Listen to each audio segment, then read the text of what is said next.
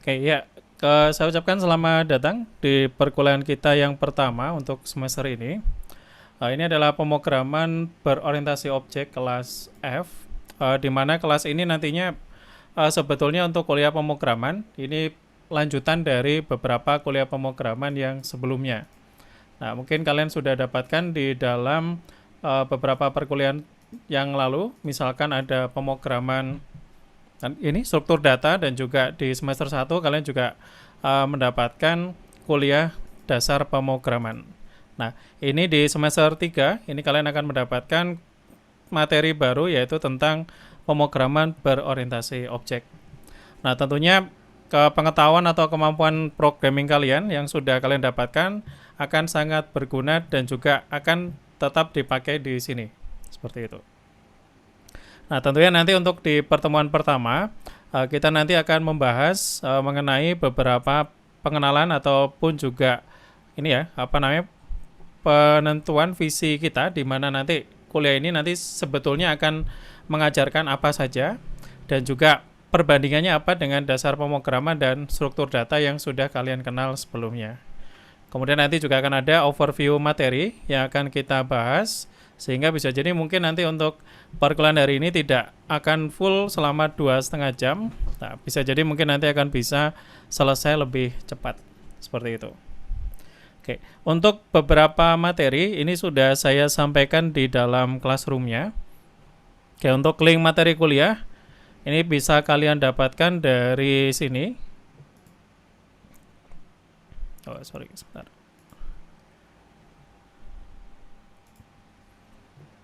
Oke, untuk ebook ataupun buku diktatnya kalian bisa dapatkan dari folder referensi.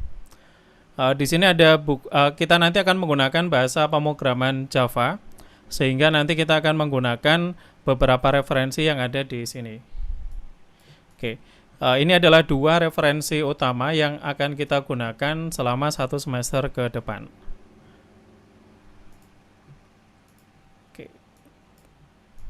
Oke, kurang lebih seperti ini. Kemudian nanti setelah ini akan saya jelaskan mengapa kita menggunakan Java, dan juga satu persatu capaian mata kuliah dan juga rencana perkuliahan yang akan kita laksanakan selama 1 semester ke depan. Nah, ini bisa kalian download dulu. Ada buku Java How to Program, sama ada buku terkait dengan desain, yaitu UML for Java Developers. Ini.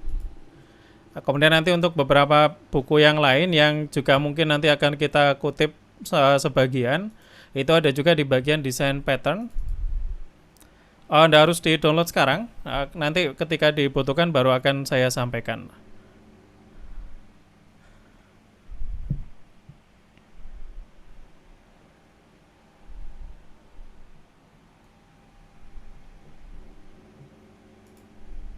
Oke, yang utama ini kita akan gunakan bukunya Java How to Program sama UML for Java di sini.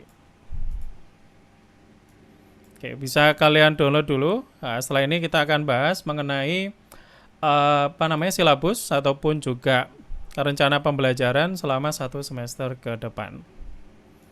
Oke, untuk materinya, untuk yang materi silabus dan RP ini sudah saya berikan di link sini ya, di portofolio PPO. Ini ada file Excel yang juga bisa kalian buka. Sorry. Oke, ini kurang lebih rencana asesmen atau rencana evaluasi juga sudah diterangkan di sini, dan juga rencana pembelajaran step by step-nya juga bisa kalian lihat di sini. Oke, mungkin saya mulai dulu. Ini utamanya itu adalah dari capaian pembelajaran dulu. Ini kita biar bisa satu visi selama mengikuti perkuliahan ini. Oke, mungkin nanti kita akan tuliskan dulu beberapa catatan di sini. Jadi capaian kuliah pemrograman berorientasi objek itu sebetulnya utamanya ada 3 ya. Jadi yang pertama yaitu mampu menjelaskan konsep pemrograman berorientasi objek beserta fitur-fiturnya. Jadi mungkin kalau misalkan kalian kemarin sudah mendapatkan materi dasar pemrograman dan struktur data, masing-masing memiliki apa ya, istilahnya memiliki poin-poin yang dipelajari secara individual. Jadi bisa jadi mungkin di dasar pemrograman kita fokusnya itu mungkin ke algoritma, terus kemudian juga pengenalan pengenalan pemrograman itu sendiri, dan juga mungkin beberapa fitur-fitur di dalam bahasa pemrograman standar seperti itu. Kemudian di struktur data ya kita mengenal beberapa jenis struktur data. Terus kemudian juga kita kenal ada beberapa operasi misalkan seperti kayak pencarian ataupun juga sorting yang sering juga dibahas di dalam pemrograman di dalam struktur data. Oke, mungkin saya coba ilustrasikan di sini. Ini perbandingannya. Bentar, ini. Nah, yang sudah kalian dapatkan mungkin dasar pemrograman ya. Ini saya coba rangkum di sini. Ini sebetulnya di dasar pemrograman itu kalian diperkenalkan lebih ke dalam pengenalan pemrograman itu sendiri. Terus kemudian juga problem solving.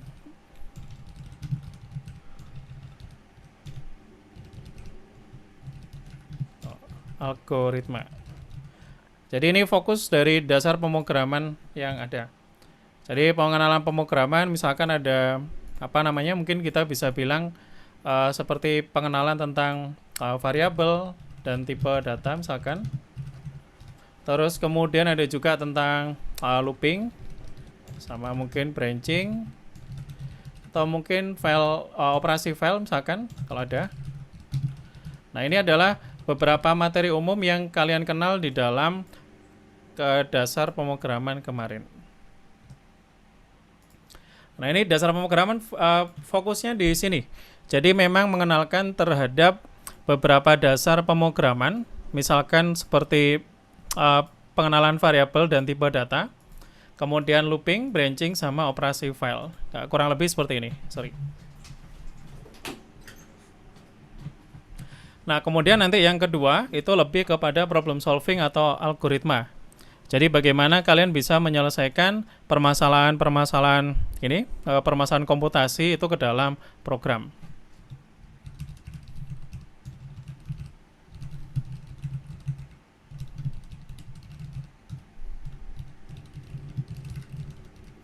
Nah, ini fokus dari dasar pemrograman. Nah, kemudian kalian di semester 2 mengenal ada juga struktur data. Nah, struktur data ini fokusnya di mana? Ya, ini beberapa struktur data yang sering digunakan. Misalkan kemarin kalian kenal ada stack, mungkin queue, terus ada linked list misalkan. Ada tree, terus kemudian mungkin ada tree atau graph ya. Seperti ini. Terus kemudian juga yang kedua ini ada beberapa algoritma tambahan untuk sorting sama searching. Seperti ini. Jadi di beberapa pemrograman yang sebelumnya, ini kalian sudah kenal terkait dengan beberapa topik yang ada di sini. Jadi memang di dasar pemrograman ini diharapkan kemampuan-kemampuan dasar seperti membuat kode program itu sudah kalian kenal sebelumnya di sini.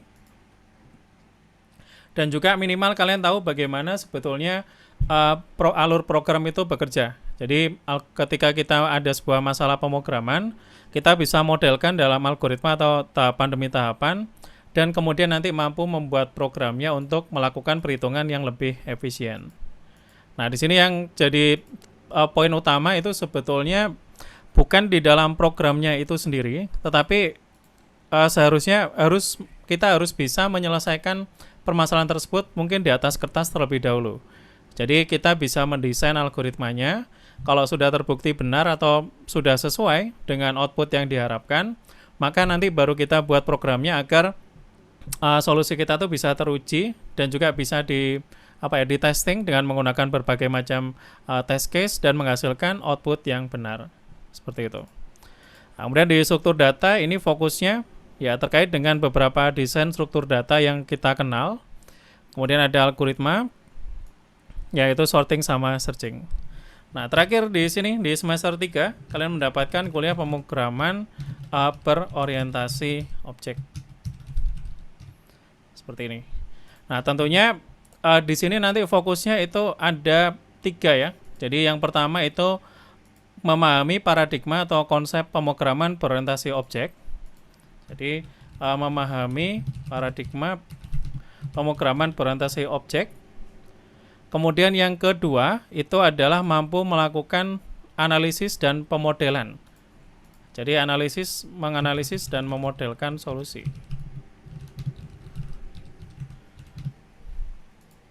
Jadi menganalisis problem dan memodelkan solusinya. Baru kemudian nanti yang ketiga itu adalah mengimplementasikan solusi.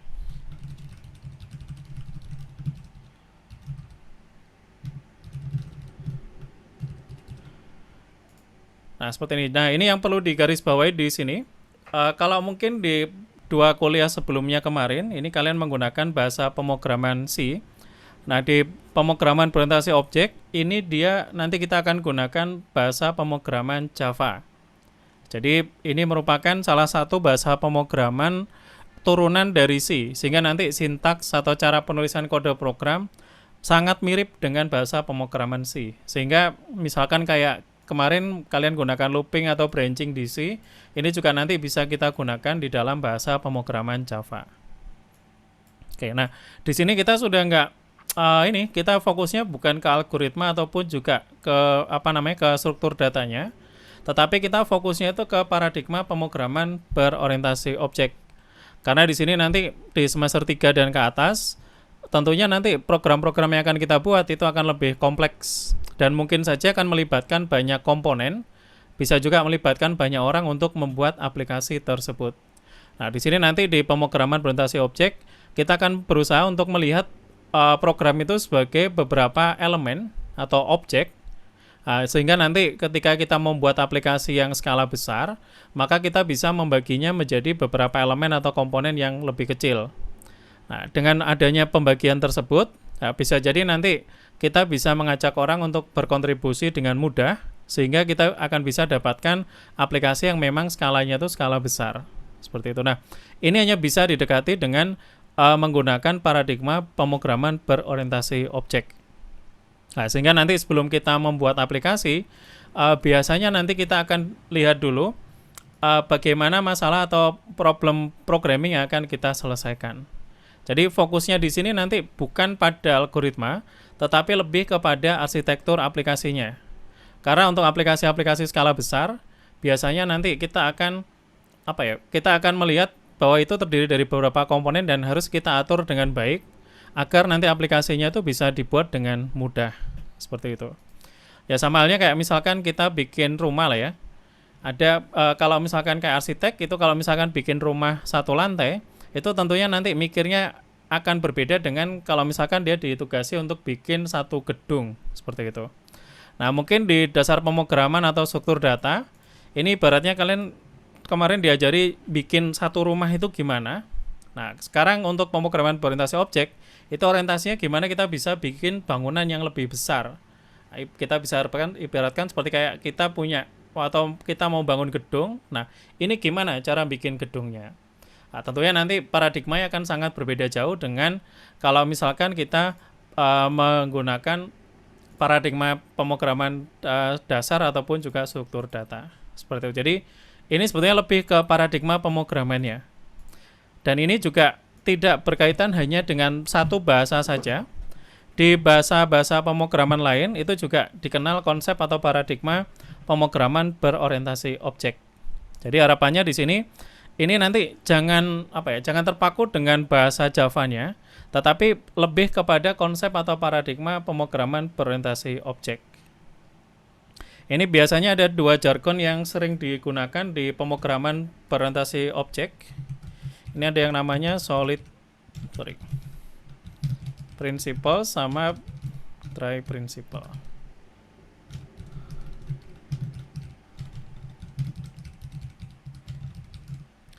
Nah, ini sebetulnya kalau misalkan mungkin mau dirangkum di paradigma pemrograman berorientasi objek itu sebetulnya cuman ada 2 ini, solid sama dry principle.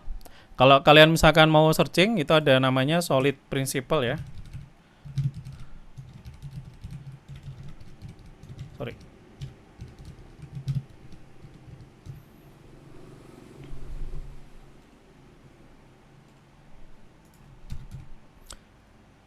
kalian akan temukan banyak referensi yang membahas tentang prinsip-prinsip ini. Jadi solid principle itu terdiri dari ini, nanti harus hafal ya. Ini yang pertama adalah single responsibility principle. Jadi artinya setiap kelas, setiap fungsi itu hanya bertugas untuk satu tugas yang spesifik. Seperti itu. Terus kemudian juga ada yang namanya O-nya, itu adalah open close principle. Jadi software itu bisa di-extend, tetapi close untuk modification. Artinya nanti bahwa kelas-kelas dasar itu harus didesain dengan baik, sehingga nanti kalau mau dikembangkan, itu kita tidak perlu mengganti kelas-kelas dasar tersebut. Contohnya gini, misalkan kalau kayak kita sekarang pakai Google Chrome misalkan, kalau kita tahu ini kan kita bisa nambahkan banyak extension atau fungsionalitas tambahan tanpa perlu kita menginstal atau mengubah program Google Chrome itu sendiri. Ya, kita tinggal install saja, klik dan sebagainya. Karena di dalam Chrome-nya sendiri itu sudah didesain bagaimana sebuah extension itu bisa nanti berinteraksi dengan program utamanya. Jadi di sini nanti kita bisa memodelkan kalau misalnya ada perubahan atau apa, maka nanti kita bisa tentukan kelas-kelas utamanya itu kalau sebisa mungkin yang kita bisa pikirkan sangat fleksibel. Jadi kalaupun nanti mau diubah, ini nggak perlu ngubah kelas-kelas dasarnya. Kemudian yang ketiga ada L, dari solid ini ada L, yaitu list of substitution principles. Jadi artinya nanti bahwa ada beberapa kelas itu yang mungkin bisa digantikan sama kelas yang lain. Artinya nanti bisa jadi mungkin ada sebagian program itu yang bisa jadi akan digantikan sama kelas yang lain tergantung dari pilihan yang dilakukan oleh user. Kemudian I-nya dari solid itu adalah interface segregation principles. Ini kita akan pelajari nanti di materi tentang abstract class dan juga interface. Di mana ini artinya kita memodelkan fungsi-fungsi yang umum. Jadi kita definisikan kontrak atau fungsi-fungsi yang umum. Nanti kalau misalkan ada kelas lain yang mau mengimplementasikan, dia tinggal melihat spesifikasinya dan mengimplementasikan apa saja yang ada di situ. Kemudian terakhir ini ada dependency inversion. Ini sebetulnya nanti akan lebih banyak dibahas pada kuliah pemrograman berbasis kerangka kerja. Jadi mungkin nanti kalau di PBO kita akan bahas sekilas, tapi penggunaan yang paling banyak akan bisa kalian temukan pada kuliah pemrograman berbasis kerangka kerja. Seperti itu. Kemudian yang kedua ini ada prinsip DRY, atau kalau singkatannya itu adalah don't repeat yourself. Artinya nanti untuk beberapa bagian program itu harus dia memiliki fungsi tunggal. Jadi dia tidak boleh dia tidak boleh didefinisikan lebih dari sekali. Jadi kalau misalkan dia sudah pernah didefinisikan dan mungkin ada yang mau pakai lagi, seharusnya di bagian program yang lain dia tidak boleh menulis ulang atau tidak boleh di copy paste. Seperti sehingga nanti kita akan bisa lihat sebuah program yang dibuat dengan paradigma pemrograman berorientasi objek itu biasanya bersih, dan juga kalau misalkan ada kesalahan itu kita cukup memperbaikinya di satu tempat saja. Nah, kurang lebih seperti itu. Nanti beberapa contoh yang ada ini sebetulnya cuma sebuah prinsip ya, tetapi nanti implementasinya dalam program itu bisa dipenuhi dengan menggunakan beberapa konsep yang lain. Oke, ini kira-kira seperti itu. Ini secara umum nanti bisa kalian coba. Kita akan pelajari juga dalam beberapa perkuliahan. Nah, contoh misalkan ini dia menggunakan bahasa pemrograman PHP.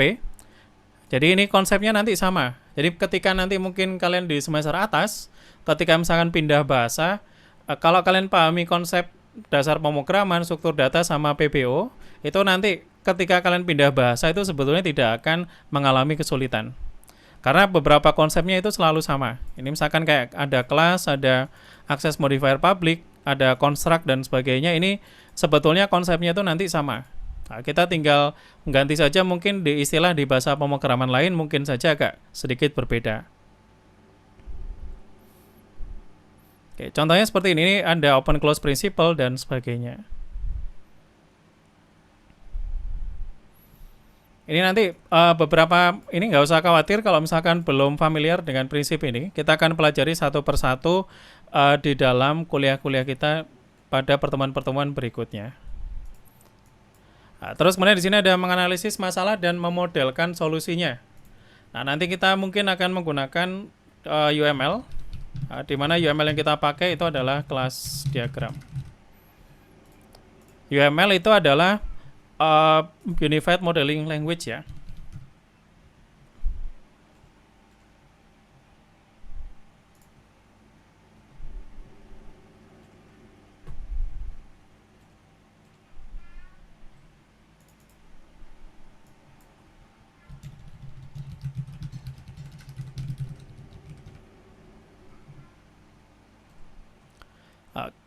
Di sini jadi sebelum nanti kita melakukan pembuatan aplikasi atau program, maka sebetulnya nanti sebelum ini kita buat, kita nanti akan desain apa saja sih sebetulnya komponen-komponen program yang nanti akan berinteraksi satu dengan yang lain.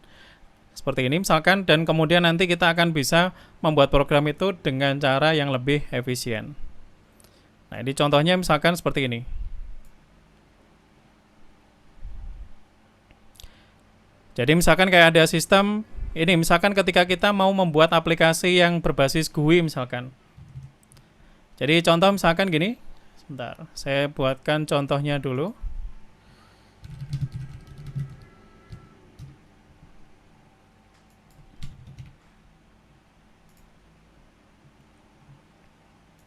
Nah misalkan gini, kita mau membuat aplikasi berbasis grafik seperti ini.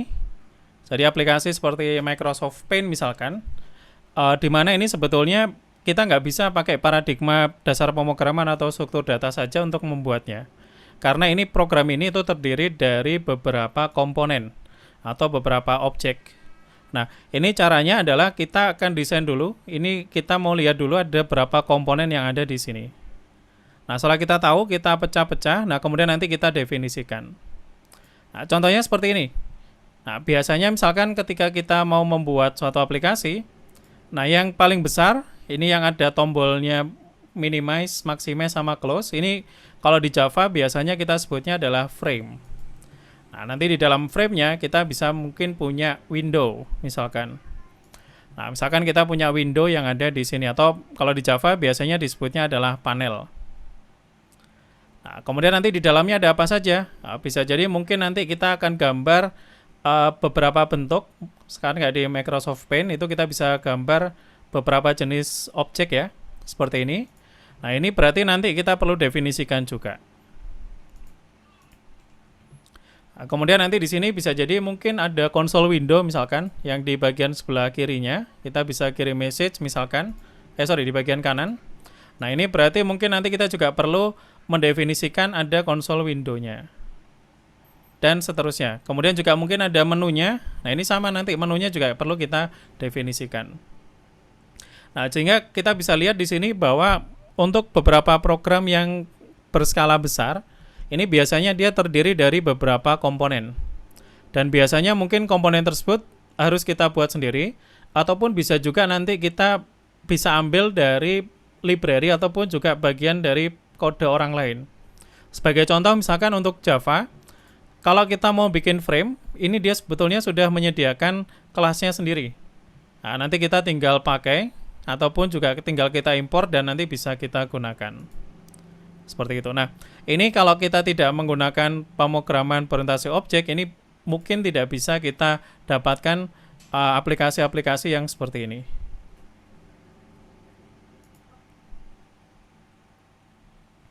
Oke, ini contohnya. Ini mungkin nanti bisa bisa dicoba di observasi sendiri.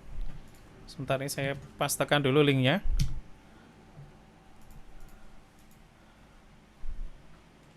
Jadi nanti sebelum kita masuk ke pemrograman, ini kita perlu desain dulu beberapa komponen di dalam program kita itu apa saja.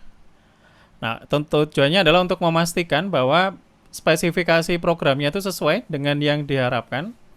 Dan biasanya kalau misalkan kalian kerja, mungkin dengan beberapa orang yang lain, UML atau kelas diagram ini nantinya menjadi suatu dokumentasi baku, sehingga kalaupun misalkan kalau kita mungkin bekerja remote misalkan dengan orang di luar negeri dan sebagainya, UML ini merupakan bahasa yang universal. Jadi artinya tanpa perlu kita jelaskan panjang lebar dalam deskripsi kalimat, orang akan bisa dengan mudah mengimplementasikan aplikasi kalau misalkan kita buat UML atau kelas diagramnya itu dengan baik. Jadi nggak peduli nanti yang buat siapa, sebetulnya kalau kelas diagram yang dibuat itu benar, dia bisa mengimplementasikan dengan benar juga. Seperti itu. Ini beberapa contoh yang lain yang bisa dimasukkan. Nah, ini kurang lebih yang akan kita pelajari, dan baru nanti ini kita implementasikan solusinya ke dalam pemrograman berorientasi objek. Nah, ini kita menggunakan bahasa pemrogramannya itu Java. Ini kalau misalkan kita lihat sekilas, sebentar, di Wikipedia ini keterangan tentang bahasa pemrograman Java sama Object Oriented Programming.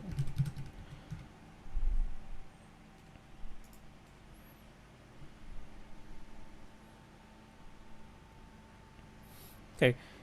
Ini untuk Java sendiri, ini merupakan suatu bahasa yang sangat mirip dengan bahasa C atau C++. Jadi nanti kalau misalkan kalian pindah bahasa di kuliah ini, itu sebetulnya tidak perlu belajar dari awal, karena semua sintaksnya itu sama persis dengan C atau C++.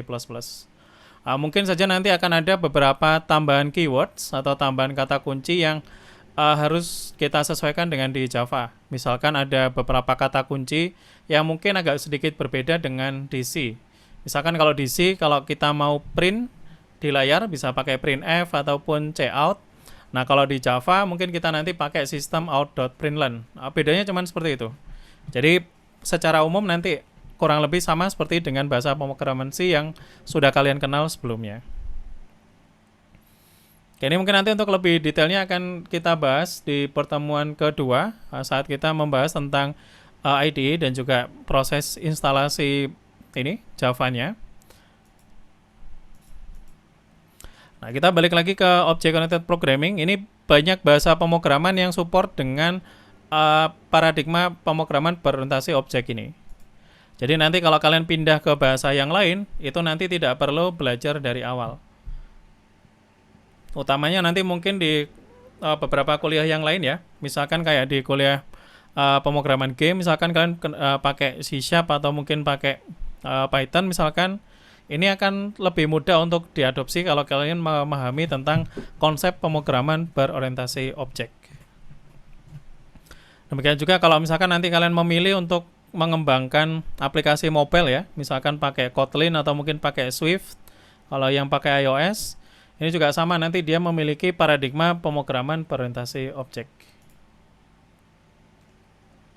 Ini kalau kalian lihat di sini, paradigmanya di sini kalian bisa lihat ini salah satu paradigmanya itu adalah Object Oriented Programming. Ada juga yang fungsional, imperatif, sama reflektif. Seperti ini. Nah, ini biasanya untuk yang fungsional, ini kemarin sudah kalian pelajari di dalam pemrograman berorientasi, di dalam dasar pemrograman. Terus kemudian di struktur data juga kalian kenal beberapa cara untuk membuat aplikasi itu lebih lebih modular ya, dengan membagi menjadi beberapa fungsi yang terpisah. Nah, ini ditambahi dengan paradigma baru di sini yaitu Object Oriented Programming. Jadi di sini nanti ke semua bagian program itu kita anggap sebagai sebuah objek. Mungkin analoginya sama seperti kayak misalkan kalau kita mainan Lego. Kalau kita lihat Lego itu kan terdiri dari beberapa blok. Nah, kita bisa membuat objek yang baru atau kita bisa bikin sebuah sebuah bangunan misalkan itu yang tersusun dari beberapa blok Lego yang sudah ada. Nah, ini pemrograman objek itu paradigmanya kurang lebih seperti itu. Jadi kita mungkin akan menyusun dari beberapa blok objek dan nanti akan menjadi suatu aplikasi yang utuh.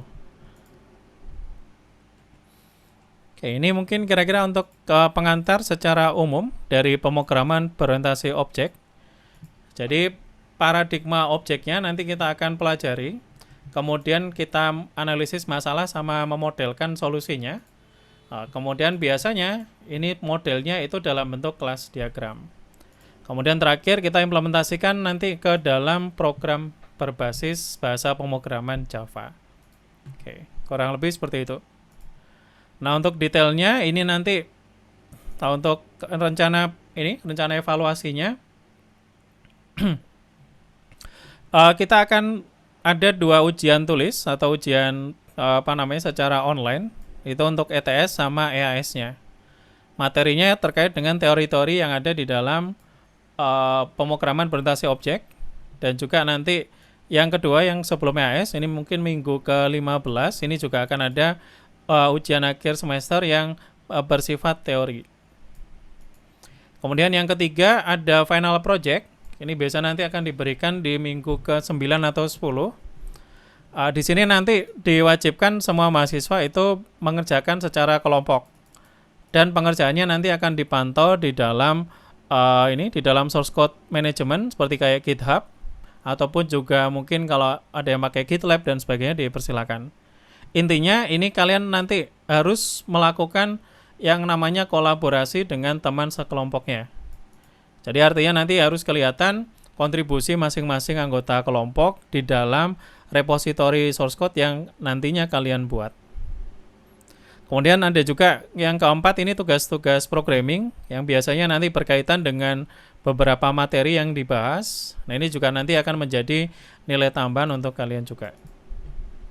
Oke, jadi ini kurang lebih untuk kuliah PBO ini, untuk rencana asesmen atau evaluasinya. Kemudian untuk rencana-rencana pembelajaran itu bisa kalian simak pada file Excel yang sudah saya berikan. Oke, sebentar, sorry.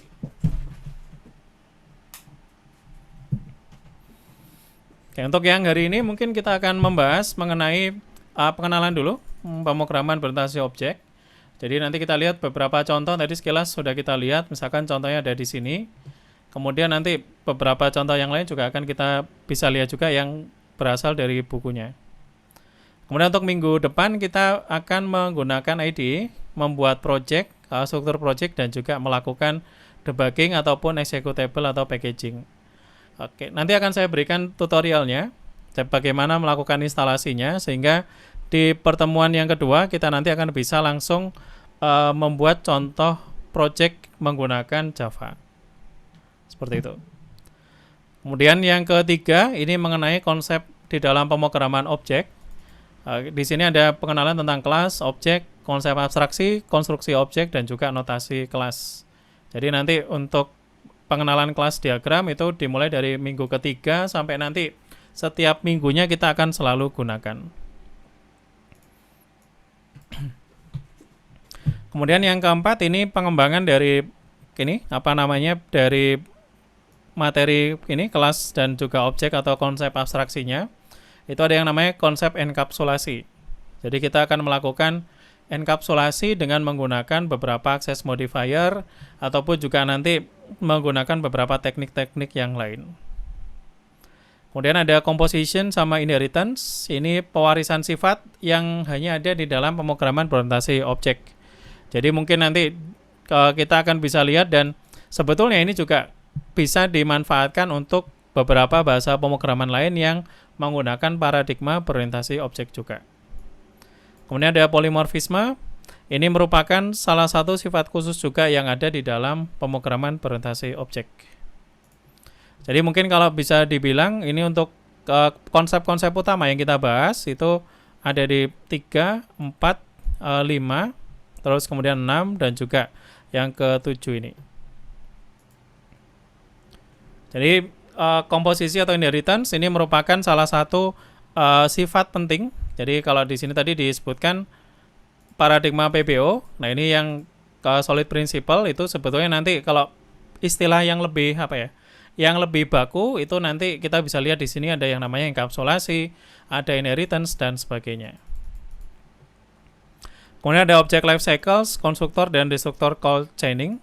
Kita nanti akan bisa lihat sifat-sifat ini itu bisa membuat aplikasi objek kita itu menjadi lebih efisien. Oke, kemudian nanti ada ETS di pertemuan ke-8. Kemudian nanti akan ada juga terkait dengan materi khusus yang ada di dalam pemrograman objek modern, yaitu exception handling. Ini adalah salah satu teknik di dalam pemrograman untuk menghindari program itu berhenti dengan tidak wajar atau not responding biasanya. Kalau misalkan ada kesalahan di dalam program, itu sebetulnya kita bisa mengeluarkan pesan error dengan menggunakan teknik exception handling. Nanti kita akan pelajari di sini dan membuat aplikasinya itu menjadi lebih lebih robust atau lebih handal, sehingga kalaupun ada error itu tidak tiba-tiba mati, tapi bisa memberikan pesan sehingga usernya itu bisa istilahnya mengantisipasi dan apa yang harus dilakukan selanjutnya itu dia jadi tahu. Seperti itu. Kemudian ini materi ke-10 sampai ke-14 ini merupakan fitur-fitur khusus yang ada di dalam Java. Jadi misalkan kayak di pertemuan 10 ini tentang Java SDK. Ini akan membahas tentang fitur-fitur khusus di dalam string, karakter, string builder ataupun string buffer. Ini fitur-fitur umum fitur-fitur khusus di dalam kelas string yang memang membahas tentang karakter ya atau dokumen. Yang dia memiliki sifat-sifat yang sedikit berbeda dengan sifat-sifat string ataupun juga pointer of char yang kalian kenal di dalam dasar pemrograman ataupun di dalam struktur data. Terus kemudian berikutnya nanti ada array list sama generic collections. Nah, kalau kemarin kalian belajar di struktur data, itu ada beberapa jenis data structure.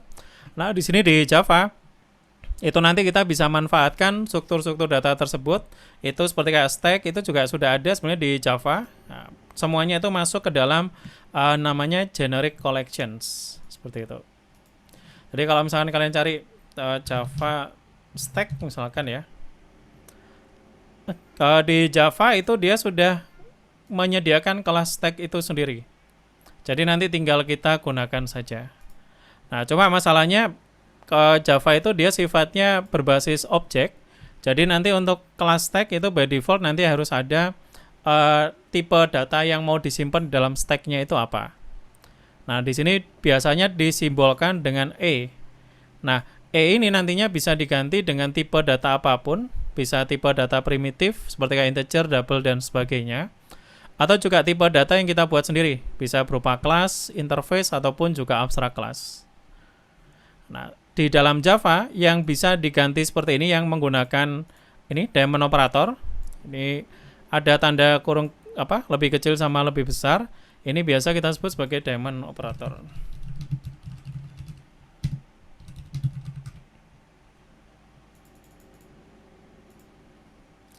Jadi tanda ini ya kan ini kan kayak diamond ya, kayak diamond. Jadi ini adalah penanda bahwa itu nanti kita akan menggunakan tipe data generik atau tipe data yang umum. Jadi kayak stack, queue, linked list yang kalian pelajari sebelumnya, itu nanti masuk ke sini semua.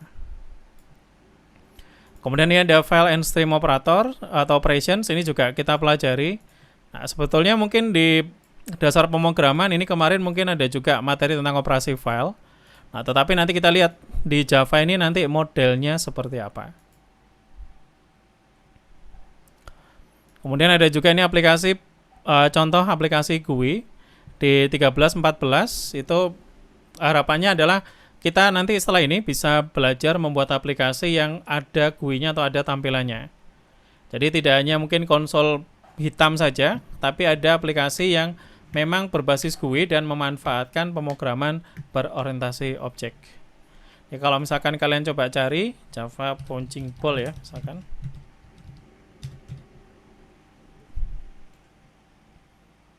Ada banyak referensi nanti yang bisa kita gunakan. Jadi kita ibaratkan ini adalah beberapa objek yang kita tampilkan atau kita render ke dalam layar. Seperti ini. Kita bisa tambah, kita bisa kurangi, dan sebagainya.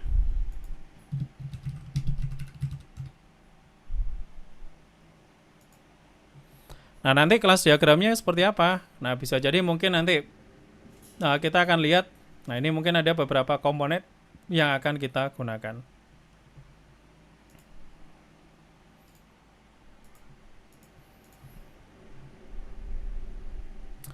Nah, contohnya seperti ini. Jadi, kalau kita mau bikin aplikasi nanti untuk skala besar, nah ini nanti kita ternyata memerlukan beberapa komponen dari bagian-bagian yang lain.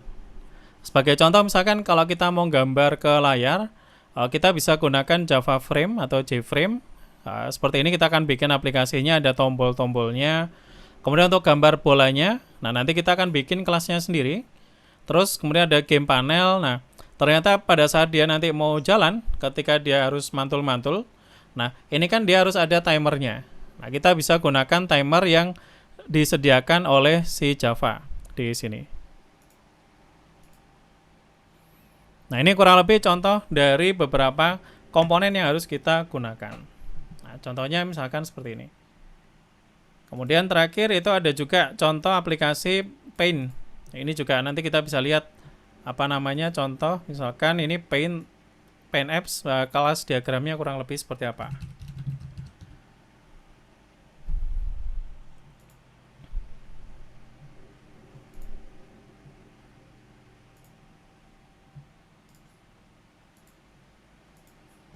Nah, mungkin saja nanti seperti ini. Jadi, mungkin saja nanti akan ada tampilan aplikasi utamanya. Terus kemudian nanti akan ada komponen drawing tools. Terus di dalamnya ada canvasnya. Terus kemudian nanti di dalamnya ada drawing item atau drawing objeknya. Nah, kurang lebih seperti ini. Jadi, nantinya sebuah program, mungkin kalau kita flashback sekilas ya, di dalam struktur data ataupun di dasar pemrograman, kita lihat biasanya aplikasi ya cuma satu file saja. Ada include stdio.h, terus ada beberapa fungsi, terus ada fungsi mainnya misalkan, atau mungkin import satu atau dua library misalkan. Nah, sedangkan kalau di PBO ini dia skalanya relatif lebih besar. Jadi bisa jadi mungkin melibatkan beberapa file atau beberapa library yang sudah disediakan. Nah, tentunya bagaimana cara mendesainnya? Nah, kita harus pahami dulu nih, kira-kira nanti goal dari aplikasinya mau ngapain. Nah, setelah kita tahu, kita nanti akan coba desain dalam kelas diagram, baru kemudian nanti kita akan buat ke dalam programnya. Nah, kurang lebih seperti itu. Nah, tentunya karena ini kita belajar ya, bisa jadi mungkin nanti solusi atau modelnya nggak sesuai. Nah, misalkan setelah di program, waduh, ternyata kok nggak cocok, ya bisa saja nanti desainnya kita ubah. Atau demikian juga sebaliknya. Kita program kayak gini dulu, apakah kalau dilihat dari sisi desain apakah efisien atau tidak. Nah, kalau misalnya tidak efisien ya berarti mungkin kode programnya yang kita ubah seperti itu. Nah, ini bisa akan kita lakukan secara iteratif ya. Jadi mungkin saja kita desain awal, kita implementasikan, kalau kurang ya kita perbaiki desainnya. Atau mungkin kalau sebetulnya desainnya sudah bagus tapi programnya kok sulit, bisa jadi kemungkinan kita keliru mengimplementasikan dalam programnya. Nah, seperti ini. Sehingga nanti setiap program yang kita buat itu harus ada desain kelasnya terlebih dahulu. Minimal kita tahu komponen-komponen apa saja itu yang terlibat di dalamnya. Nah, kurang lebih seperti ini. Jadi, kalau dalam pemrograman berorientasi objek, itu lebih fokusnya tuh bukan ke algoritma, seperti di dasar pemrograman atau struktur data, tetapi lebih kepada interaksi antara komponen di dalam suatu aplikasi yang skala besar. Oke, mungkin contohnya kurang lebih seperti ini. Oke, sampai sini mungkin ada yang ditanyakan?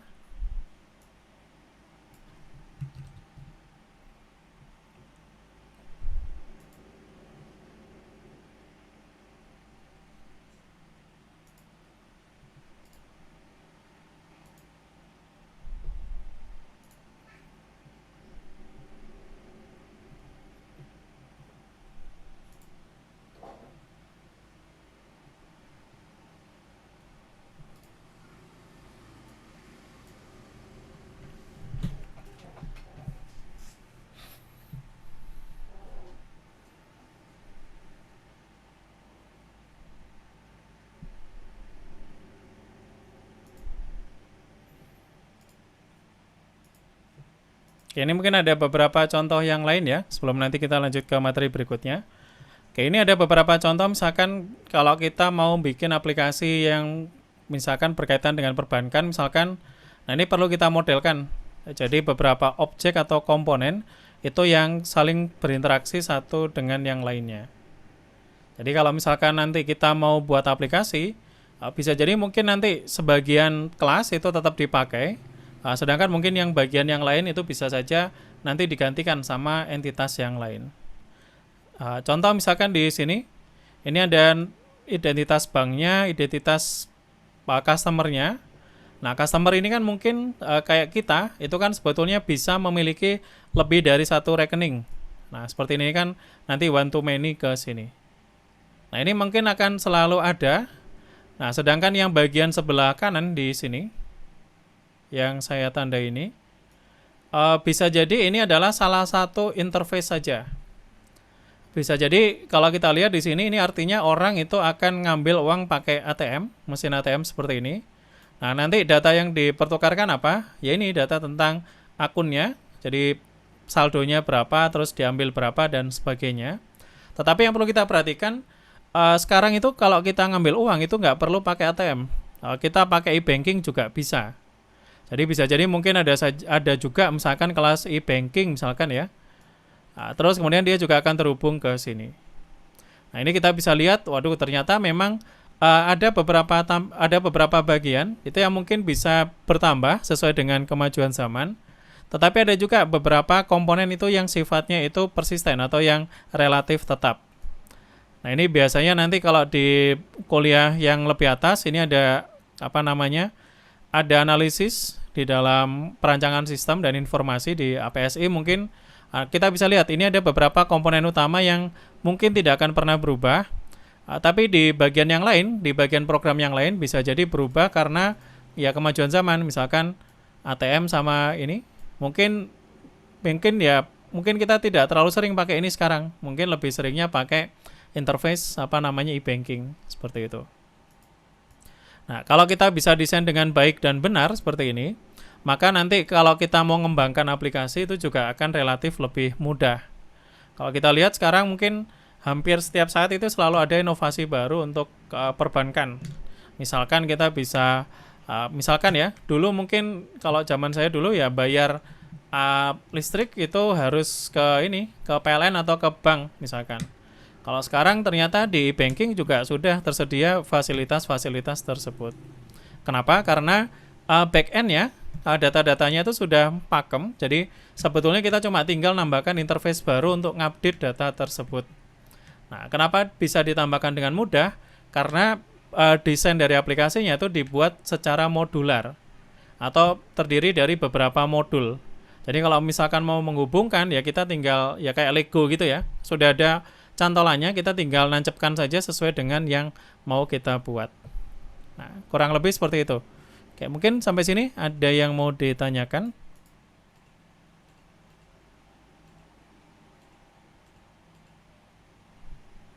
Oke, kalau tidak ada kita break dulu ya sekitar 5 menit. Nanti kita akan bahas mengenai materi pertama yang ada di buku ini.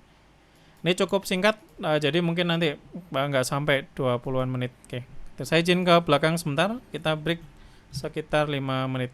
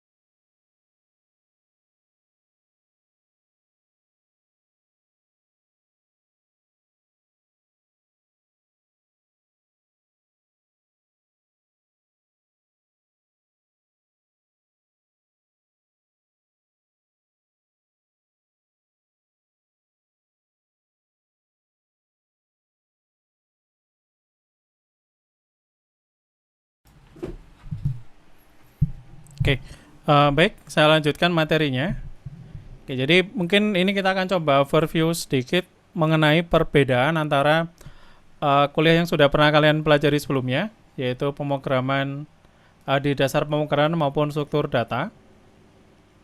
Jadi di sini kalau kita lihat di materinya itu sebetulnya utamanya itu adalah ketika kita berbicara terkait dengan object oriented programming, ini adalah kita akan melihat beberapa bagian di dalam sebuah program atau sebuah software itu kita anggap sebagai sebuah objek. Jadi misalkan kalau kita lihat misalkan kayak ini ya, kayak aplikasi PDF Reader ini misalkan ya ini layer yang paling yang depan ini, yang paling tengah ini kita bisa anggap sebagai objek kanvasnya. Terus kemudian di sini kita punya panel, di bawah di sini kita punya toolbar misalkan untuk maximize, minimize. Nah, ini kita anggap sebagai komponen-komponen objek. Nah, kemudian nanti kita akan coba susun satu persatu menjadi satu program yang berskala besar. Nah, idenya itu adalah kurang lebih seperti itu. Ini untuk beberapa materi mungkin bisa di skip ya. Seperti kayak Moore Laws dan sebagainya ini nggak kita bahas karena mungkin dibahas di organisasi komputer atau mungkin di sistem operasi. Ini sama mungkin yang sebetulnya yang lebih yang lebih kompleks ini mungkin terkait dengan ini, terkait dengan atribut ataupun juga variabel. Nah, mungkin yang paling dekat analoginya antara pemrograman berorientasi objek sama yang sudah kalian pelajari, mungkin paling cocok itu kalau kita analogikan seperti kayak struct di sini. Bentar.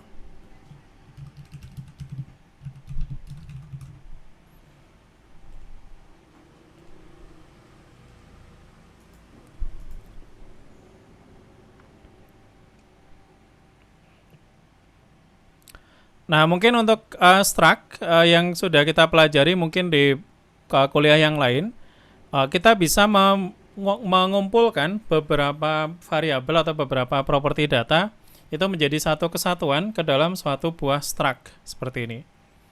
Nah, tetapi kalau kita lihat nanti mungkin deklarasi kelas misalkan seperti ini, itu juga sifatnya mirip atau sama. Jadi misalkan kelas itu juga secara konsep itu merupakan satu struktur data di mana di dalamnya nanti bisa terdiri dari beberapa data atau kita sebutnya properti sama fungsi atau behavior.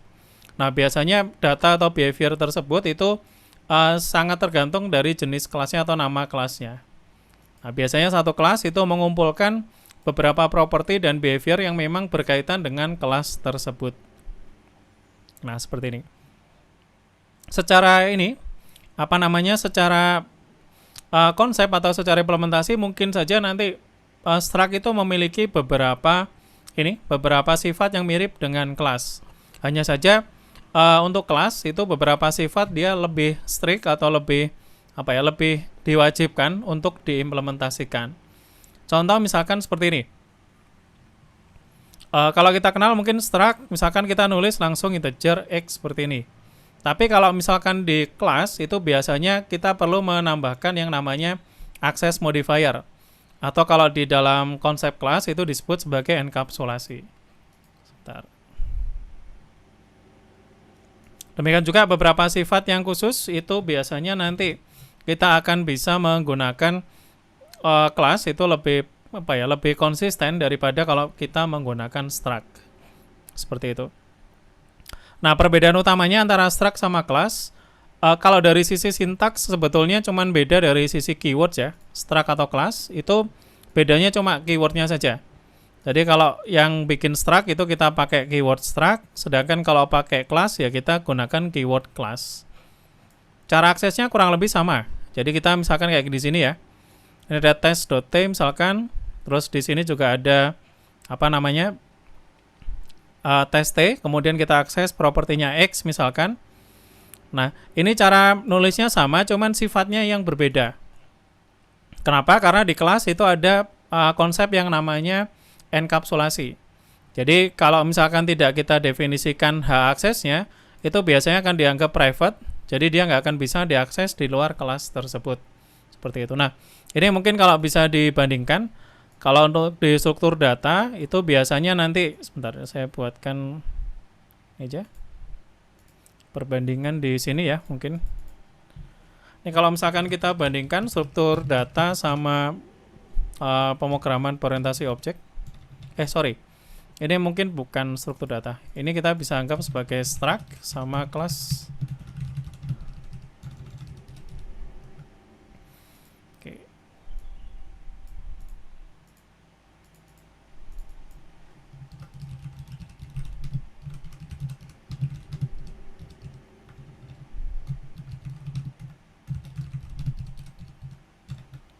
Nah, mungkin yang pertama yang sama itu adalah dalam satu buah struct itu dia bisa digunakan untuk menyimpan beberapa dia bisa menyimpan beberapa properti atau beberapa data.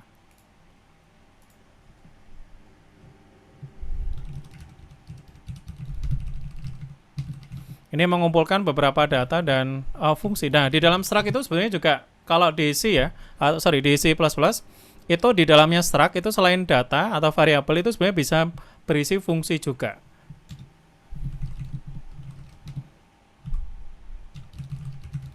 Atau tipe data baru ya. Nah, terus kemudian nanti di sini untuk akses modifiernya defaultnya itu public. Ini setiap data dapat diakses secara bebas. Atau biasa kita sebutnya itu public. Seperti ini. Terus ada inheritance, ada konsep inheritance atau penurunan sifat.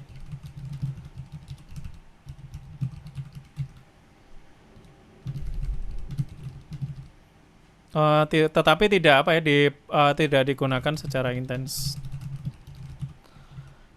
Nah, sebaliknya di sini sama. Jadi mungkin di sini adalah mengumpulkan ini beberapa data dan fungsi, atau biasa kita sebutnya behavior dalam satu kesatuan. Nah, bedanya apa? Nah, bedanya di sini itu adalah biasanya ini berkaitan ini dengan karakteristik objek. Nah, ini yang mungkin jadi ya mungkin menjadi pembedanya. Nah, kalau kita kembali ke sini tadi, sebentar. Di sini nanti kita akan lihat di sini ada namanya konsep abstraksi dan juga ada yang namanya enkapsulasi. Nah, ini karakteristik objek ini biasanya kita sebutnya sebagai abstraksi. Jadi contoh gini, misalkan kalau kita bikin objek kita bikin kelas kalau kita misalkan bikin kelas mobil, misalkan kalau kelas mobil itu biasanya kan propertinya ada pintunya, ada mesinnya dan sebagainya. Nah, tetapi kalau misalkan kita bikin kelas bird atau kelas burung misalkan, tentunya nanti propertinya sama fungsinya akan berbeda dengan kelas mobil yang kita buat sebelumnya. Nah, sehingga kalau di dalam PBO ini sebetulnya nanti perbedaan yang paling signifikan itu adalah pada saat kita membuat kelas, itu kita harus memperhatikan karakteristik dari objek yang kita buat. Jadi bisa jadi mungkin satu objek dan objek yang lainnya itu pasti nanti akan berbeda. Nah, ini kalau di dalam struct itu tidak terlalu diperhatikan. Seperti itu. Terus kemudian ini setiap data bisa harus diberikan hak akses sesuai dengan. Nah, ini yang disebut sebagai enkapsulasi. Seperti ini. Meskipun secara implementasi itu mirip, jadi mungkin di struct juga ada. Kita bisa mengakses secara langsung pakai ini, misalkan t.x gini ya. Nah, ini kalau di struct ini boleh karena defaultnya dia itu adalah public. Tetapi kalau di dalam kelas itu dia sifatnya itu private. Jadi nanti akan menyebabkan compile error di sini. Jadi ini merupakan perbedaan yang cukup signifikan di dalam pemrograman berorientasi objek sama mungkin di struktur data atau dasar pemrograman.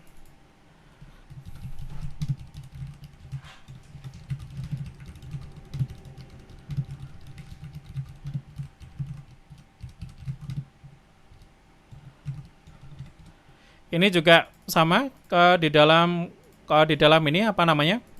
Di dalam Java, dalam kelas itu juga ada konsep inheritance. Di struct juga ada, cuman mungkin kita jarang pakai karena memang tidak di enforce untuk itu.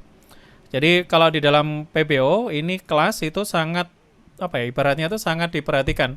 Jadi kalau misalkan kita mau bikin kelas yang mirip sama kelas yang lain, tetapi cuma beda dikit misalkan ya, itu nanti kita bisa melakukan inheritance atau pewarisan sifat dari kelas-kelas yang sudah ada sebelumnya. Sehingga nanti kita cuma tinggal nambah sedikit, itu sudah jadi kelas yang baru. Ini untuk meningkatkan reusabilitas dari kode program kita.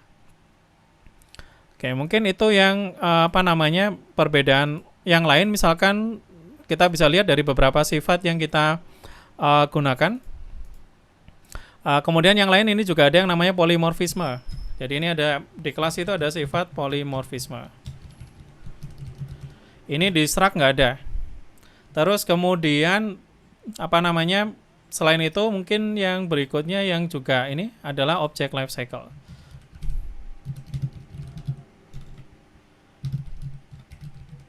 Ini biasanya kalau di dalam pemrograman objek yang modern, ini object lifecycle itu menjadi salah satu pertimbangan besar di dalam pembuatan kelas ataupun pembuatan aplikasi yang berbasis pemrograman berorientasi objek.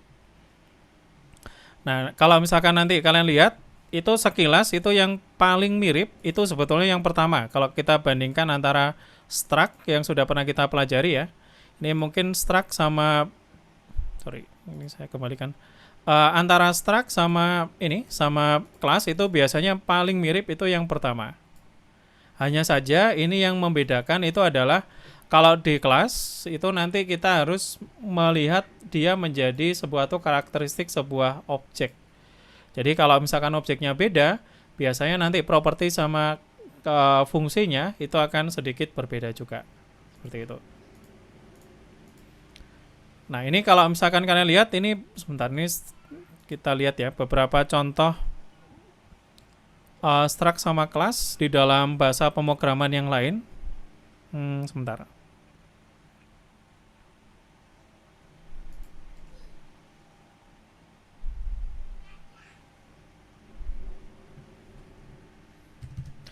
Nah, misalkan gini deh, kalau kita mau bikin suatu titik misalkan, dia punya X sama Y. Nah, kemudian nanti mungkin kita akan buat misalkan ya ada sebuah fungsi distance yang menghitung jarak antara titik pertama sama titik kedua. Nah, seperti ini bisa. Nah, tapi kalau kelas itu bisa jadi nanti bisa saja misalkan ini fungsinya itu kita masukkan ke dalam kelasnya. Jadi kalau struct itu lebih ke struktur datanya, tetapi kalau misalkan kelas itu selain struktur datanya, dia juga akan menyimpan fungsi-fungsi atau behavior-nya. Biasanya seperti itu. Nah, ini sebentar, ini mungkin saya kurung aja yang ini. Yang saya kurung ini artinya dia sifatnya opsional. Meskipun secara teknis itu dia bisa dilakukan di dalam struct, tetapi orang jarang memakai ini. Jadi yang sering dipakai orang itu adalah struct itu digunakan untuk mengumpulkan beberapa data dalam satu kesatuan. Nah, kalau di kelas itu diwajibkan. Jadi yang namanya kelas itu harus ada propertinya atau data sama fungsi-fungsi yang berkaitan dengan kelas tersebut. Kemudian juga beberapa sifat yang lain ini yang mungkin di dalam struct itu yang tidak ada. Nah, kalau kalian mungkin belum familiar dengan istilah-istilah ini, tidak masalah, nanti kita akan pelajari sesuai dengan urutan dari penyampaian materinya. Oke, kalau kalian lihat sekilas sama, apalagi kalau pakai C++ ya, itu sama persis tulisannya antara struct sama kelas. Bedanya cuma ini di dalam keywordnya, misalkan satunya pakai struct, ya satunya pakai kelas. Nah, cuma kalau secara konsep, ya ini beberapa konsep nanti yang hanya dimiliki oleh kelas dan tidak dimiliki oleh sebuah struct. Oke, ini contohnya mungkin di sini. Kemudian beberapa sifat di sini mungkin yang dibahas itu misalkan kayak enkapsulasi. Jadi kita akan encapsulate data dan juga mungkin ini ya beberapa data itu kita bisa sembunyikan itu dengan menggunakan akses modifier yang sudah disediakan.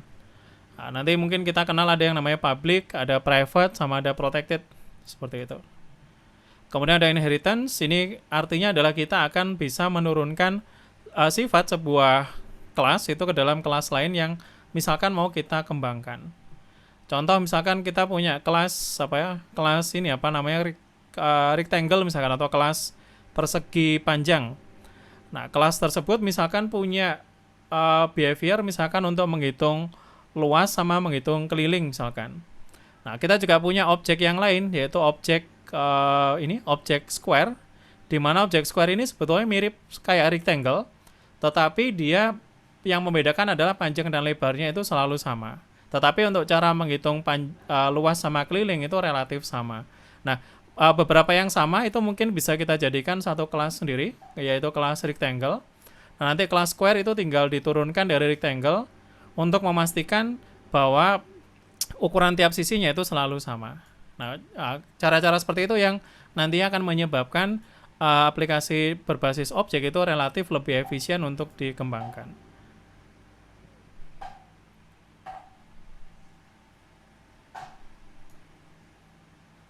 Nah, di sini tujuan utamanya apa sih?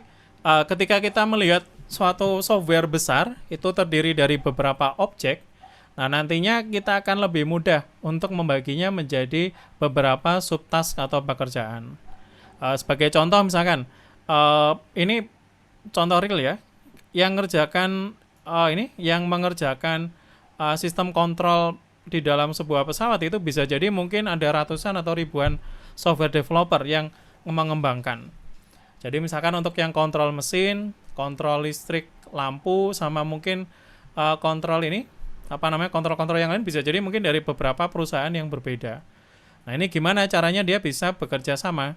Ya, salah satunya adalah dengan membuat desain utama di awal, terus kemudian nanti mereka melakukan suatu konfirmasi bahwa ya sudah, nanti kalau misalkan butuh ini, kita akan cara komunikasinya seperti ini dan sebagainya.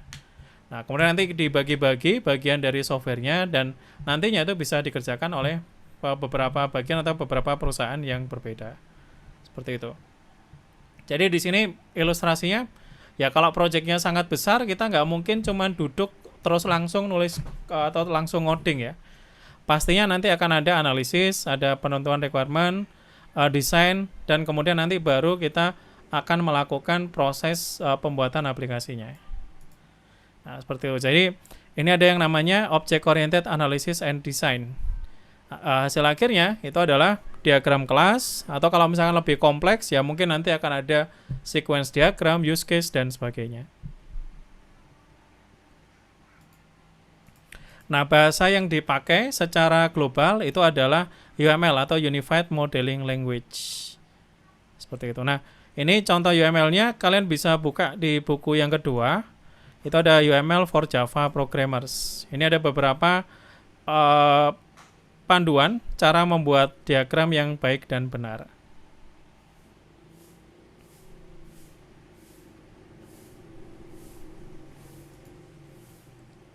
Nah, beberapa tipe, misalkan di sini ada yang namanya kelas diagram, terus kemudian juga ada sequence diagram yang merupakan urutan dari jalannya data sama komponen di dalam program. Jadi jalannya data itu dari mana ke mana, terus kemudian nanti diapakan, terus kembali ke user atau tidak, dan sebagainya. Nah, kenapa kita pakai model ini? Ya, tujuannya adalah untuk melakukan komunikasi dengan orang lain. Jadi kalau misalkan kita bangun aplikasi skala besar, ya mau tidak mau kita akan melibatkan banyak orang.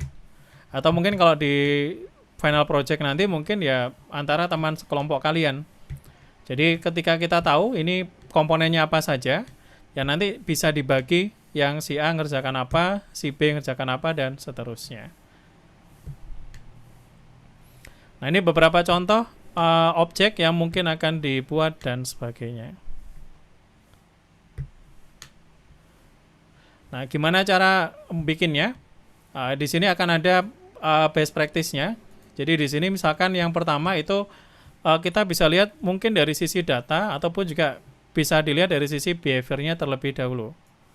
Jadi kalau misalkan kita mau lihat cara membangun sebuah aplikasi, kita bisa data dulu nih aplikasinya bisa ngapain saja atau data apa yang dioperasikan di dalam aplikasi ini. Nah, kita bisa lihat dari dua sisi tersebut. Kemudian nanti kita lihat strukturnya dan sebagainya. Ini contoh nanti kita akan bahas di pertemuan 2 dan seterusnya.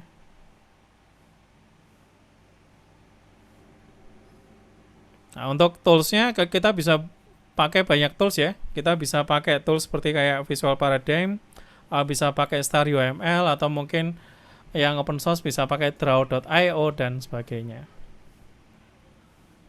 Oke, mungkin terakhir saya akan tunjukkan misalkan contoh ya, contoh aplikasi misalkan apa. Oh, ini mungkin ada yang pernah tahu ini Space Invaders. Nah, mungkin ada yang sudah pernah tahu game seperti ini misalkan. Sudah, Pak. Ya, ini adalah salah satu game ya yang cukup populer zaman dulu. Nah, ini game seperti ini kalau kita lihat ini kan komponennya ada beberapa sebetulnya. Misalkan kalau di sini sebentar. Ini kalau kita lihat secara sederhana saja ya, misalkan ini ada objek apa saja sih? Ya, tentunya ini adalah si hero-nya atau si pesawat yang akan kita operasikan. Ini ada bentengnya. Kemudian di sini ada musuhnya. Di mana musuhnya di sini ada beberapa komponen ya, ada yang bentuknya seperti ini, ada yang seperti ini, ada yang seperti ini, atau mungkin ada juga yang bisa nembak misalkan. Nah, itu komponennya at least saja ada 1, 2, 3, 4, 5 misalkan. Ada 5 jenis objek. Nah, belum lagi nih untuk scoring. Nah, untuk ngontrol atau ngitung skornya bisa jadi kita pakai kelas yang berbeda. Terus kemudian di sini ada credits, ada penghitung nyawa dan sebagainya yang bisa jadi mungkin ini kita akan serahkan kepada objek yang berbeda juga seperti ini. Jadi kalau kita lihat sekilas ini terdiri dari beberapa objek. Oh ya, ini objek musuhnya, objek hero-nya, terus ada objek benteng dan sebagainya. Nah, kita bisa lihat contoh beberapa orang ini istilahnya membreakdown desain untuk game ini tuh menjadi beberapa bagian. Nah, kalian bisa lihat nanti di sini itu akan ada beberapa orang ini bagi kelas diagramnya, ada yang kompleks sekali, ada juga mungkin yang agak sedikit sederhana dan sebagainya. Nah, kurang lebih seperti ini misalkan. Contoh ya ini, di sini misalkan kalau kita perhatikan, semua objek yang ada di sini itu dibuat dari kelas space object misalkan. Nah, terus kemudian nanti di sini itu akan ada ship atau kapal, terus kemudian ada UFO-nya. Jadi mungkin ship sama UFO ini jadi dua kelas yang berbeda. Terus ada barrier. Nah, di sini dia pakai barrier sama ada barrier blocks. Nah, kita agak kurang tahu ini maksudnya apa. Terus kemudian nanti akan ada enemy juga di sini. Terus ada enemy block misalkan, ini mungkin ada beberapa segmen tadi dijadikan jadi satu. Terus kemudian untuk tembaknya dia punya laser. Nah, lasernya ini ternyata terdiri dari 3 bentuk nantinya. Ini kalau kita lihat ini ada interface. Dia bisa move, bisa draw. Nanti dari interface ini kita punya 3 kelas atau 3 buah jenis tembakan. Ada yang ketika ditembakkan, itu mungkin nanti animasinya agak sedikit berbeda ketika dia meledak. Nah, ini kan kita lihat, ini dari untuk peluru saja kita harus tentukan, ketika dia ditembakkan, ketika jalan sama ketika dia meledak itu mungkin nanti akan sedikit berbeda. Kemudian di sini juga ada bom. Ini saya nggak tahu ini dia mungkin ada variasi lain di game ini. Ada bomnya. Nah, sama ternyata bomnya itu nanti akan ada kondisi di mana dia ditembakkan ketika ready sama ketika dia meledak. Seperti itu. Terus kemudian di sini ada JPanel. Ini sudah pasti dia, kalau JPanel ini berarti dia pasti pakai Java ini. Seperti ini. Nah, kita bisa lihat ini modelnya bisa seperti ini. Dari beberapa komponen Space Invader ini, dia breakdown jadi beberapa kelas. Ada juga yang bentuknya seperti ini. Ini gambarnya.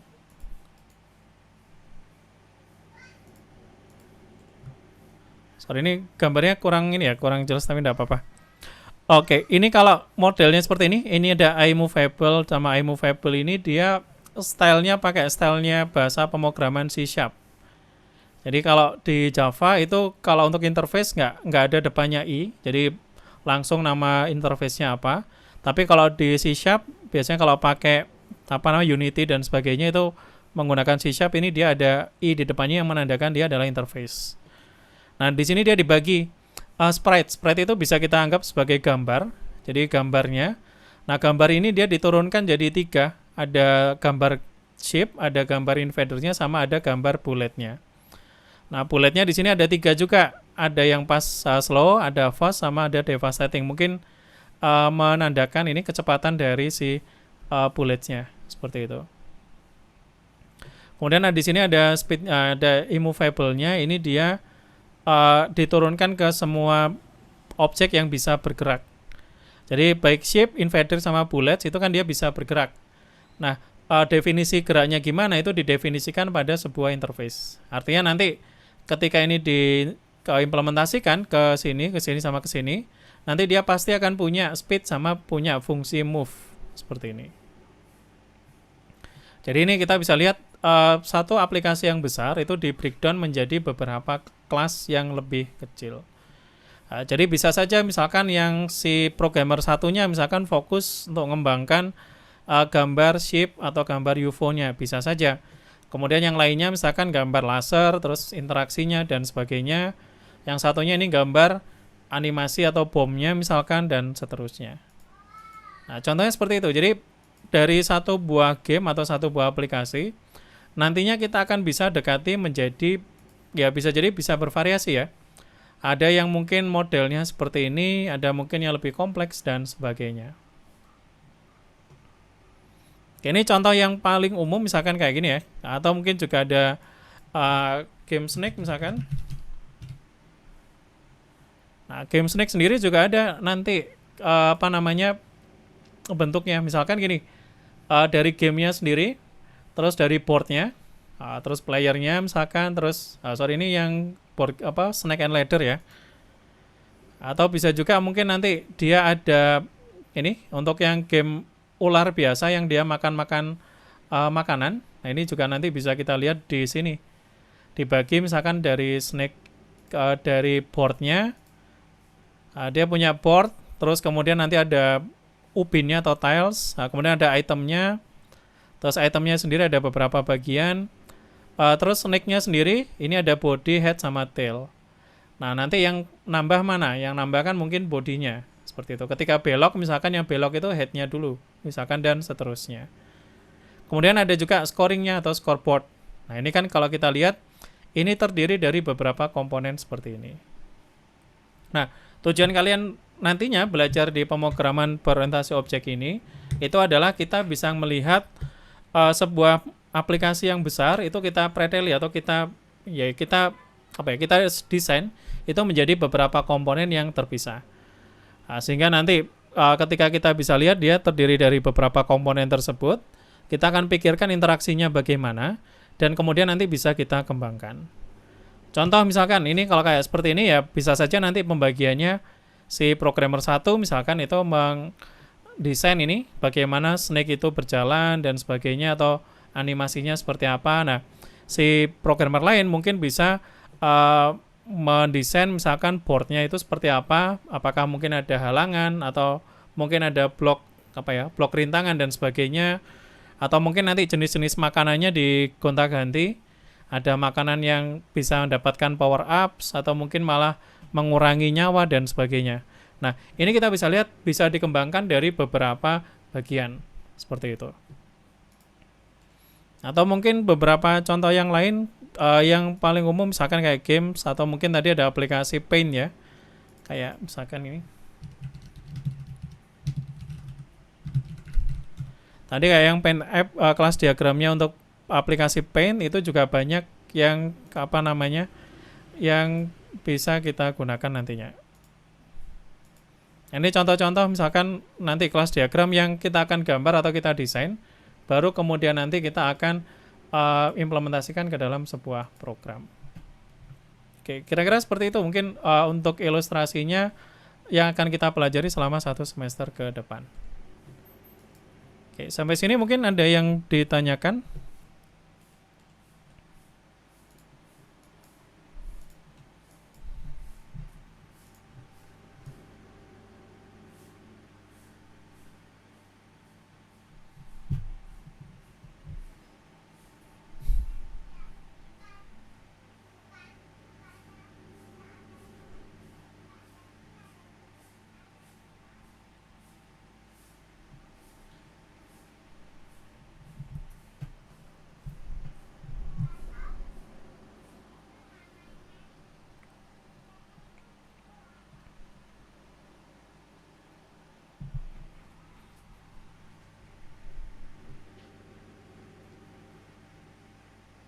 Oke, ini mungkin kalau kita lihat ya, ini di contoh yang sederhana untuk aplikasi Paint sederhana yang bisa dibuat. Yang ada contohnya misalkan seperti ini. Ini kalau kita lihat ini terdiri dari beberapa objek. Misalkan yang pertama tentunya adalah objek aplikasinya yang skala yang besar ya. Yang window-nya ini bisa JFrame atau JPanel. Terus kemudian di sini ada combo box untuk memilih warna, untuk memilih bentuk, ada tanda checkbox, ada dua tombol, sama ada satu kanvas. Nah, ini kalau kita lihat kan sudah terdiri dari beberapa objek. Nah, kemudian nanti bagaimana dia bisa menggambar? Ini ada satu teknik di pemrograman namanya pemrograman berbasis event atau event driven application. Sebentar.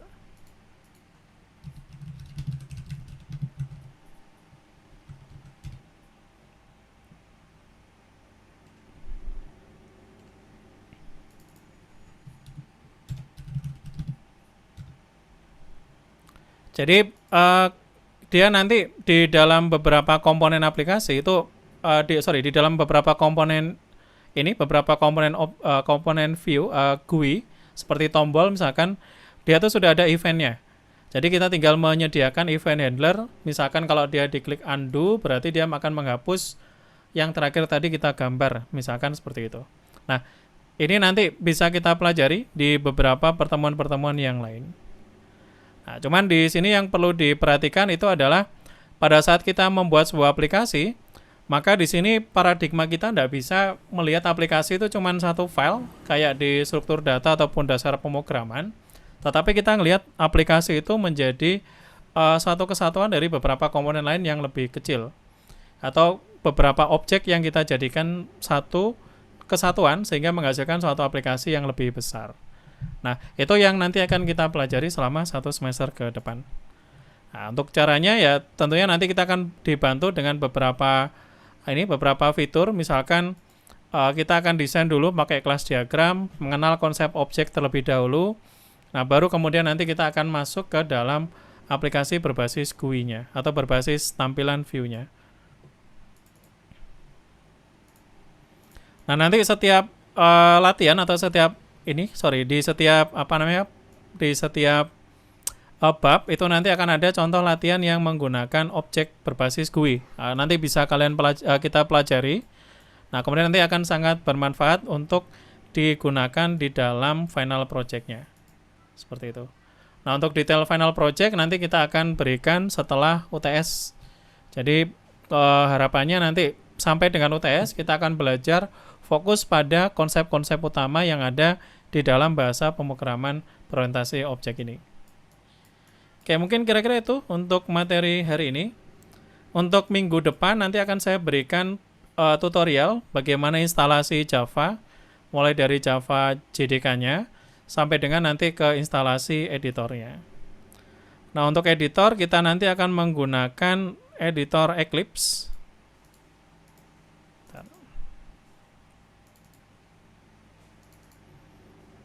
Atau sebetulnya kalau misalkan nanti kalian pakai yang lain, misalnya kayak VS Code juga bisa, tetapi harus install pluginnya sama connect dengan extensionnya, agak sedikit ribet. Nah, kalau yang di Eclipse ini memang sudah dari dulu merupakan salah satu IDE yang kita gunakan untuk Java. Ini relatif ringan dan juga untuk debugging dan sebagainya itu sudah lengkap ada di sini. Seperti itu. Ini dulu saya kuliah tahun 2004-2005 juga sudah pakai ini, cuman dulu tampilannya tidak sebagus ini ya. Tapi ini sudah sangat lama sekali aplikasi ini. Jadi ini bisa nanti kita gunakan kalau butuh sesuatu itu kita bisa install pakai plugin yang sudah ada di sini. Ini sudah ada sejak tahun 2000-an malah, 20 tahun yang lalu. Oke, itu kita nanti akan pakai itu. Untuk tutorialnya nanti saya akan berikan mungkin beberapa hari sebelum kuliah, nanti saya akan upload di Classroom. Kalian bisa siapkan dan nanti kita bisa langsung mulai untuk masuk ke materi di minggu yang kedua. Oke, jadi kita coba untuk bagaimana menggunakan IDE, membuat project, terus struktur projectnya bagaimana, kemudian melakukan debugging sama membuat file executable-nya. Nah, ini yang sedikit berbeda karena kalau di Java dia nggak menghasilkan file exe tetapi file .jar.